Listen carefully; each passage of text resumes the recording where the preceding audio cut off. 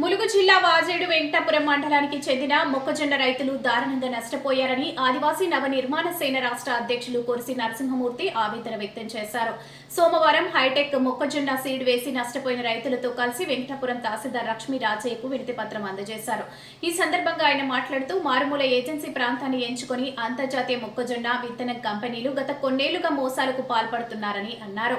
Thailand, Japan, America వంటి దేశాల్లో తయారు చేసిన విత్తనాలను పరీక్షించడానికి ఈ ప్రాంతాన్ని ఎంచుకుని అధిక దిగుబడులు వస్తాయని రైతులకు ఆశలు చూపెట్టి నష్టపోయేలా చేస్తున్నట్లు పేర్కొన్నారు. ఒప్పంద వ్యవసాయం అంటే కంపెనీకి రైతుకు మధ్య జరగాలి, కానీ దళారికి కంపెనీకి మధ్య ఒప్పందం జరగడమేంటని ఆయన ప్రశ్నించారు. రైతులు తీవ్ర ఆందోళనకు గురవుతున్నారని, సంబంధిత డీలర్ కి కాల్ చేస్తే ఫోన్ లిఫ్ట్ చేయడం లేదని మండిపడ్డారు. తహసీల్దార్ స్పందించి రైతులకు జరిగిన అన్యాయంపై పూర్తి విచారణ జరిపించాలని, ఇటువంటి బహుళ జాతి కంపెనీలు ఏజెన్సీకి రాకుండా చూడాలని కోరారు.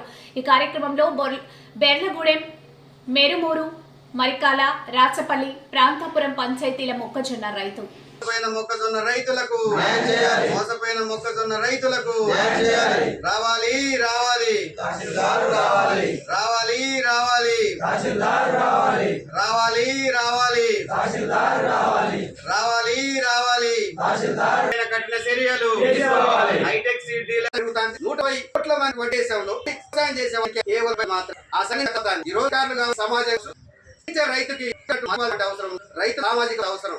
వాళ్ళది మూలు పెట్టుకున్నాను, మాకు నష్టపోతే మాకని అంచు కానీ ఇవాళ ఉద్యోగం చేసే రూపాయలు తింటాం రైతు పడే కదా.